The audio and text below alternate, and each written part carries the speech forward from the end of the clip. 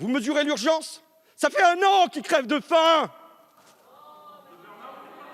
Ça fait 1 an qu'ils crèvent de faim. Ça fait 1 an que vous avez des queues devant les Restos du Cœur et vous êtes là, les mains dans les poches, à dire que vous allez poursuivre une réflexion sur les contours d'une garantie jeune universelle. J'ai envie de vous applaudir. Ah oui, parce que vous arrivez ici, vous nous donnez des bonnes nouvelles, des résultats très satisfaisants, ce sont des belles histoires. Ce sont quand même des moins belles histoires quand le président du Resto du Cœur vient dire une image qui m'a bouleversé, c'est de les voir, ces jeunes, arriver chez nous avec leur tenue d'Uber Eats. C'est-à-dire qu'eux-mêmes apportent à manger, mais ils n'ont pas le quoi manger, eux. Ça m'a scié. Que vous dit la présidente d'ATD Quart-Monde? Nous ne voulons plus répondre aux demandes du gouvernement. Nous lui avons tout dit, redit et re-redit. Le gouvernement n'y connaît rien à la question de la pauvreté. 1 million de pauvres en plus. La moitié qui ont moins de 30 ans. Et vous êtes là à nous dire qu'il ne faudrait pas que le manque de ressources entrave les parcours. Mais c'est tous les jours que ça entrave les parcours vers les études, que ça entrave les parcours vers la formation, mais c'est tous les jours que ça fait crier des ventres de faim. C'est tous les jours que des jeunes vivent dans l'angoisse. Vous en avez des kilomètres dans mon rapport, mais vous en avez d'autres. Vivent dans l'angoisse de perdre leur logement. C'est tous les jours. Et vous vous dites, il ne faudrait pas que ça arrive. Alors, il y a le coût habituel, je le connais maintenant. Je suis en fin de mandat. Nous pourrions faire mieux que votre RSA. Qui va dire que le RSA, c'est l'idéal, même pour moi? C'est toujours la même réponse. L'an dernier, je défendais une proposition de loi pour les agents d'entretien, pour les femmes de ménage. La réponse de En Marche, ça a été « Nous voulons aller plus loin ». 1 an après, il y a quoi? Rien. Il n'y a rien pour les agents d'entretien, il n'y a rien pour les femmes de ménage. En début de mandat, je défendais ici une proposition sur le burn-out. Le MoDem nous disait qu'il faut une réflexion globale sur les conditions de vie au travail qui conduiront à des avancées concrètes. En Marche, je peux vous assurer de la détermination de notre majorité à se saisir des maladies professionnelles. Et aujourd'hui, il y a quoi? Là, il y a 3 ans qui sont passés. Vous aviez le temps. Il n'y a rien. Zéro. Eh bien, ça sera la même chose pour les jeunes. Quand on attend qu'on va poursuivre une réflexion sur les contours d'une garantie jeune universelle, vous mesurez l'urgence? Ça fait 1 an qu'ils crèvent de faim. Ça fait 1 an qu'ils crèvent de faim.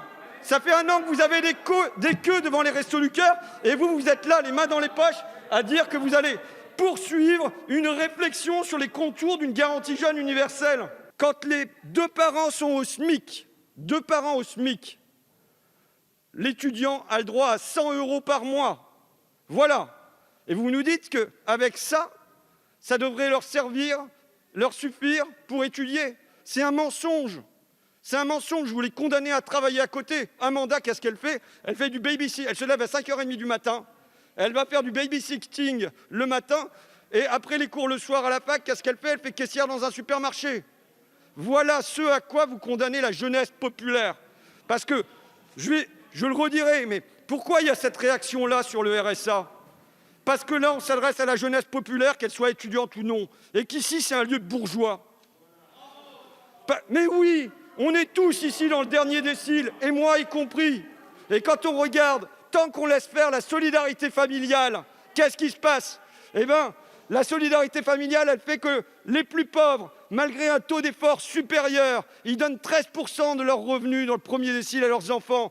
Malgré ce taux d'effort énorme, eh bien, ils n'arrivent qu'à donner 100 € par mois. Tandis que les plus riches, qui font moins d'efforts, qui donnent que 8% à leurs enfants, mais comme ils ont des ressources beaucoup plus considérables, eh bien, ça fait 600 à 700 € par mois, de quoi payer le loyer, décohabiter avec les APL. C'est-à-dire que pour les plus riches, là, on ne parle pas d'assistanat, on ne parle pas de la béquée. Vous allez considérer que ce que vous faites pour vos enfants, c'est louable, c'est normal. Et pour moi aussi, je vais le faire pour les miens, pour qu'ils puissent continuer leurs études, pour qu'ils puissent se former, pour qu'ils puissent s'épanouir dans la vie. Et à aucun moment, on va venir dire que je fais de l'assistanat pour mes enfants. Mais quand il va s'agir de permettre la même chose pour les familles modestes de ce pays, là, on nous sort la béquée, on nous sort l'assistanat. Non, il faut permettre à chacun de s'émanciper, d'avoir un socle sur lequel s'appuyer pour se diriger dans la vie. Et ça, vous le refusez en ne permettant pas qu'à côté de la solidarité familiale, se mette à exister une solidarité sociale, une solidarité nationale. Merci beaucoup, monsieur le rapporteur. 4 millions de jeunes. Sur ces 4 millions de jeunes, on nous dit 1 500 000 NEETs, donc sans emploi, sans formation. On nous dit que là-dessus, il y en a un tiers, soit 500 000, qui sont en situation de très grande précarité. Donc là, on est dans le cœur du cœur du cœur. Et pourtant, avec le doublement de la garantie jeune universelle, avec 8 000 guillemets autour, on sera à 200 000, au mieux. Donc ça ne couvre même pas les NEETs en situation de grande précarité. Et ça ne couvre pas non plus les étudiants pauvres, je le répète. Au fond, il y a depuis 30 ans le refus de mettre en place un mécanisme universel qui fait que tout le monde serait couvert à la place d'orienter dans un maquis, et vous allez rajouter de l'obscurité dans ce maquis. C'est tout ce que vous allez faire. Non, moi je plaide pour de l'universel. Et aussi pour les familles et pour les enfants de riches, pourquoi pas? J'ai entendu que ça serait un problème.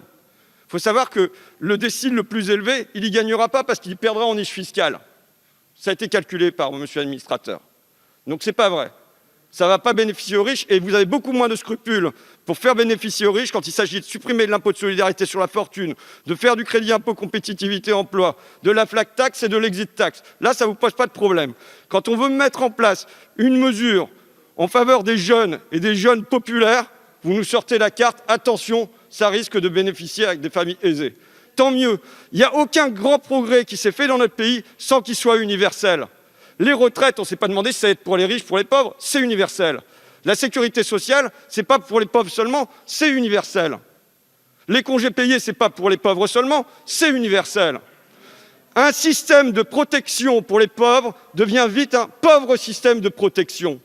Et oui, je plaide pour que tous les jeunes, à partir de 18 ans, aient le droit à ça. Et que ça leur serve de tremplin pour aller vers l'emploi, mais aussi pour aller vers le sport, pour aller vers le logement, pour aller vers la culture, pour trouver des chemins à leur émancipation, une émancipation que malgré tous vos grands mots ce matin, comme d'habitude, vous leur refusez. Je voudrais me tourner vers les bancs qui sont vides du Rassemblement national. Parce que samedi matin, on a eu une conférence de presse de Madame Le Pen sur la question de la jeunesse. Donc je l'ai regardée avec beaucoup d'intérêt. Quelles sont les principales mesures qui étaient annoncées? La première, je proposerai une évolution de la fiscalité des successions et des donations, c'est-à-dire un copier-coller de ce qu'a proposé Bruno Le Maire, permettre de donner quelques milliers d'euros sans aucune taxe par solidarité entre les générations. Non seulement c'est un copier-coller du programme macroniste, mais en plus, c'est les générations, c'est les parents riches qui pourront aider les enfants riches. C'est la première mesure. La deuxième mesure, des prêts publics plafonnés à taux zéro seront octroyés aux jeunes. Là encore, c'est un copier-coller du programme macroniste avec Stanislas Guerini qui proposait un capital jeune sous la forme d'un prêt de 10 000 euros. Et enfin, troisième mesure, pour les entreprises, un chèque formation destiné aux entreprises qui prennent en formation un jeune. Encore une fois, copier-coller de ce que font les macronistes depuis le début de l'année. Ce que je veux dire, c'est que par un événement comme celui-là, même si les absents ont toujours tort, j'en profite, mais on voit à quel point sur le programme social et économique, c'est une feuille de papier à cigarette entre le Rassemblement national et les macronistes. Sur la dette, de ce côté-ci comme de ce côté-là, il faut la rembourser. Sur le SMIC, de ce côté-ci comme de ce côté-là, il ne faut pas le relever. Sur le brevet, de ce côté-ci comme de ce côté-là, il ne faut pas les lever. Et je veux m'adresser, moi, aux jeunes de mon coin et aux gens de mon coin. Ce que vous avez là-bas, ça n'est juste qu'un variant du libéralisme. Ça n'est juste qu'un nouveau visage du macronisme à visage raciste. Vous savez, il y a 3 mois, ici, avec le groupe La France Insoumise, on a réclamé la levée des brevets sur les vaccins. Et on a été hués, on s'est moqué de nous, on nous a expliqué que ça ne servait à rien. Et aujourd'hui, le président de la République est en train de réclamer la levée des brevets sur les vaccins. J'espère que c'est la même chose qui va se produire sur ce RSA. Pour l'instant, le président de la République il dit qu'il n'en faut pas. Donc vous vous mettez au garde à vous et vous n'en voulez pas. Ce que je crains, c'est que ça va continuer. Sébastien qui ne prend qu'un repas par jour, après aujourd'hui, ça va continuer. Amanda qui ne se soigne pas, après aujourd'hui, ça va continuer. Lounmila qui angoisse pour son loyer, après aujourd'hui, ça va continuer. Rachid qui ne pile pas son quartier, après aujourd'hui, ça va continuer. Ça, c'est pour les besoins essentiels. Mais je veux vous dire ce que j'ai vu, moi, ce que j'ai ressenti pendant la construction de ce rapport, c'est à quel point, dans ce temps qui devrait être un temps d'envol, d'ouverture au monde, d'ouverture au pays, d'ouverture aux autres, d'ouverture à la culture, on a là une jeunesse qui, par l'effet de la pauvreté, est condamnée à se rétrécir, à se rétracter, à qui on interdit finalement toute sortie, toute émancipation. Et je crois que vous vous trompez, et encore, c'est peut-être avoir confiance dans votre bonne foi, mais sur les effets de la pauvreté. Être pauvre au quotidien, ce n'est pas quelque chose qui stimule pour aller vers l'emploi. C'est quelque chose qui vous érode. C'est la confiance en soi qui se brise jour après jour. Quand vous faites une tournée des missions d'intérim avec un jeune et qu'il tend son CV et qu'immédiatement il est refusé, c'est le sentiment de ne rien valoir tous les jours. Et si vous ne pouvez même pas, pendant ce temps-là, accéder au permis, vous achetez quelques vêtements, aller à la mer, respirer, et pas tout de rendre dépendant de l'emploi, seulement l'emploi, c'est-à-dire l'entrée dans l'âge adulte par la face la plus abrupte, parce que décrocher un emploi, ça ne se fait pas en traversant la rue. Eh bien, qu'est-ce que vous faites? Vous érodez la confiance des jeunes en eux-mêmes. Et moi, ma conviction, elle reste la même. C'est parce qu'il ne s'agit pas de nos enfants. Moi, mes enfants, je vais les accompagner dans les études. Ils pourront s'épanouir. Et les vôtres aussi. Et je pense que vous ne toléreriez pas une semaine, vous ne toléreriez pas un mois que votre enfant ait des soucis pour se nourrir, qu'il ait des soucis pour se loger, qu'il ait des soucis pour se soigner. Si c'était les vôtres, le problème il serait résolu avec la même rapidité, c'est-à-dire en 48 heures que vous avez dressé un filet de sécurité pour les entreprises pendant la crise sanitaire.